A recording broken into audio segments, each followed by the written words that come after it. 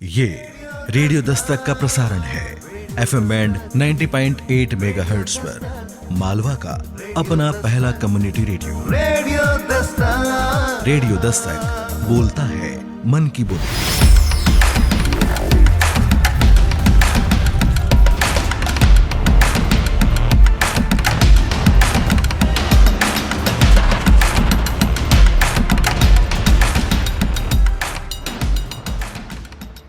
नमस्कार दोस्तों, आप सुन रहे हैं आपका अपना और उज्जैन का पहला community radio station radio Dastak 90.8 FM। आइए अब सुनते हैं अपने घर के बड़े बुजुर्गों के प्रति भावनाएं व्यक्त करती हुई भारतीय स्कूल के विद्यार्थियों द्वारा ये विशेष प्रस्तुति।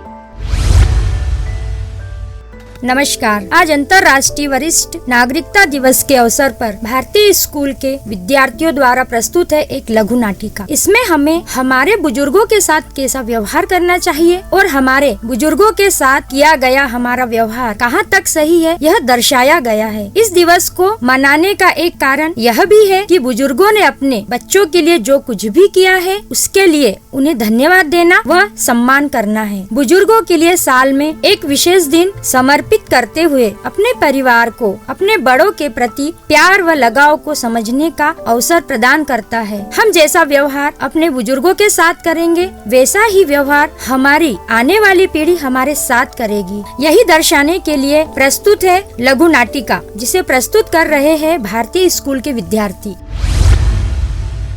अरे भाग्यवान, मेरा चश्मा कहीं देखा है? सुना तुमने? मैं कह रहा हूँ, मेरा चश्मा कहीं देखा है? क्या कुछ कहा आपने? हे ईश्वर, इस उम्र में मुझे कुछ दिखाई नहीं देता और इसे कुछ सुनाई नहीं देता। मैं कह रहा हूँ, मेरा चश्मा कहीं देखा है? हाँ देखा है ना। वो क्या रहा तुम्हारे सर के ऊपर? आँखों की जगह सर के बालों पर चढ़ाए बैठे हैं। अरे मुझे तो ध्यान ही नहीं रहा। वैसे भी इस उम्र में कुछ कहाँ ध्यान रहेगा। हाँ सही कहती हो, सारी जिम्मेदारियाँ हमने पूरी कर ली। बेटा और बहू परिवार सहित विदेश में सेटल हो गए हैं। हम हमारी जिंदगी यहाँ जी रहे हैं। वह तो है रमन के बापू, पर आपको पोते को खिलाने का मन नहीं करता? मन तो करता है, लेकिन बच्चों के करियर को लेकर समझौता तो हमें ही करना था ना। हम तो छोटी छोटी खुशियों में ही अपना दिल बहला लेंगे। कैसे? अरे रमन का कल फोन आया था, वे परिवार सहित हमसे मिलने आ रहा है। सच में? आपने तो मुझे बहुत बड़ा सरप्राइज दे दिया। हाँ भाग्यवान, एक सप्ताह के लिए वे लोग यहाँ रुकेंगे। अरे वाह, हमें तो इतने दिनों में ही सारी खुशियाँ मिल जाएंगी। बेटा भले घर से दूर रहता है, किंतु हमारा ध्यान भी तो रहता ही है ना। बिल्कुल सच, तभी तो उसने हमें याद किया, वरना कुछ समय पहले तो फोन लगाने पर भी जवाब नहीं दे पाता था बेचारा। व्यस्त जो इतना रहता है अपने काम में। खैर, अब वे लोग आ ही रहे हैं तो उनकी तैयारियां भी तो करो। अरे हाँ, ये भी कोई बताने वाली बात है। उन लोगों को मेरे हाथ के लड्डू बहुत पसंद है। मैं अभी जाती हूँ किचन में लड्डू बनाने। और हाँ, एक बात और भी है, मेरी कई दिनों से इच्छा थी कि हम दोनों एक धार्मिक यात्रा पर जाएं। सच में रमन के बापू? यह इच्छा तो मेरी भी है। तो ठीक है ना, रमन आ ही रहा है तो उससे कहेंगे सारी व्यवस्था वो कर ले। हमारी ही सोसाइटी के कई बुजुर्गों को लेकर एक बस धार्मिक यात्रा पर जा रही है। उसमें कुछ ज्यादा खर्चा भी नहीं होगा और सब साथ रहेंगे तो धार्मिक यात्रा सफल हो जाएगी। सच कहते हैं, बस रमन आ जाए, इतनी देर है। आखिर बेटे बहू के आने का टाइम हो गया। क्या हुआ रमन के बापू? प्रतीक्षा कर रहे हैं बेटे और बहू की? और नहीं तो क्या, पोते को देखने के लिए आंखें तरस गई है हमारी। अरे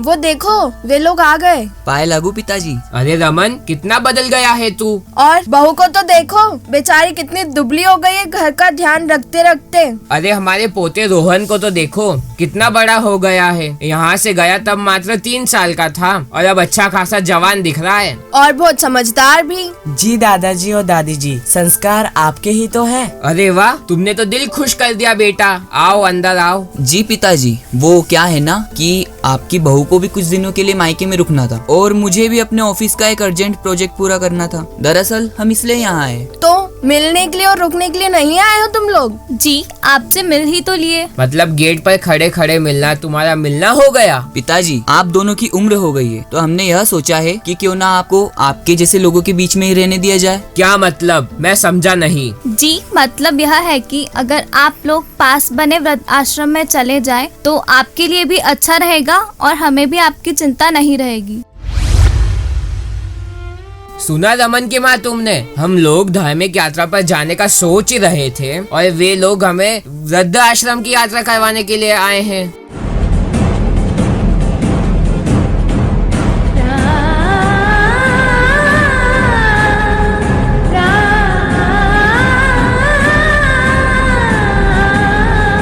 पिताजी, यह लिखे वृद्धाश्रम का एड्रेस। आपको यहाँ कोई तकलीफ नहीं होगी, मैंने ऑनलाइन सब पता कर लिया है। बेटा रोहन, तुम एड्रेस लिख लो और दादाजी को दे दो। जी पिताजी, एड्रेस मैंने लिख लिया है। मैंने 2 प्रतियां लिखी है, एक मैं दादाजी को दे रहा हूँ और एक मैं अपने पास रख रहा हूँ। तुम अपने पास क्यों रख रहे हो बेटा? यह एड्रेस मुझे आपको भी तो देना होगा ना। जब मैं अपने पैरों पर खड़ा हो जाऊंगा और आप और मम्मी बुजुर्ग हो चुके होंगे, तो ऐसे ही मुझे भी तो आपको वृद्धाश्रम भेजना होगा ना।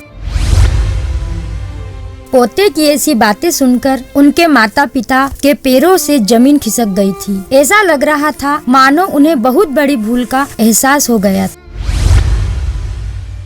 हे भगवान, हमें माफ कर दीजिए पिताजी, हमसे बहुत बड़ी गलती हो गई है। हमें एहसास हो गया है कि जैसा बर्ताव हम आपके साथ करेंगे, भविष्य में वैसा ही बर्ताव हमारा बेटा हमारे साथ करेगा। हमें माफ कर दीजिए पिताजी। हाँ पिताजी, मुझे भी कहीं मायके में नहीं रुकना है और ना ही इनका कोई ऑफिस का प्रोजेक्ट है। हम सब आपके साथ मिलकर छुट्टियाँ बिताते हैं। वाह रोहन बेटा, तुमने तो तुम्हारे ही मम्मी पापा की आंखें खोल दी। आखिर संस्कार हम अपने बेटे तक नहीं पहुंचा पाए, किंतु पोते के रूप में जन्म के 3 वर्ष साथ बिताकर जो संस्कार हमने कहानियों के माध्यम से दिए, वही संस्कार आज बोल पड़े और तुमने पूरा दृश्य बदल दिया।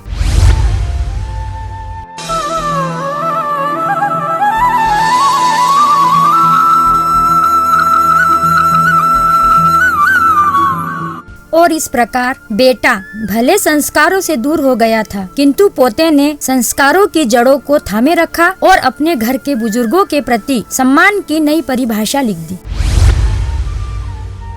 तो दोस्तों, अभी आपने सुनी भारतीय स्कूल के विद्यार्थियों द्वारा विशेष प्रस्तुति।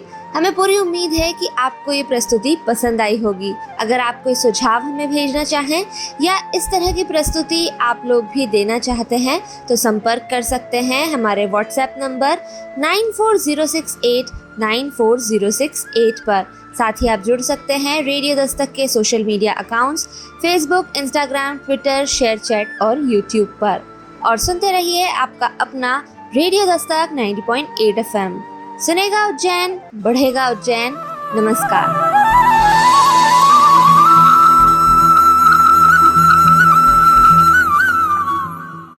You're listening to Ujjain's first radio Dastak 90.8 FM. सुनेगा उज्जैन,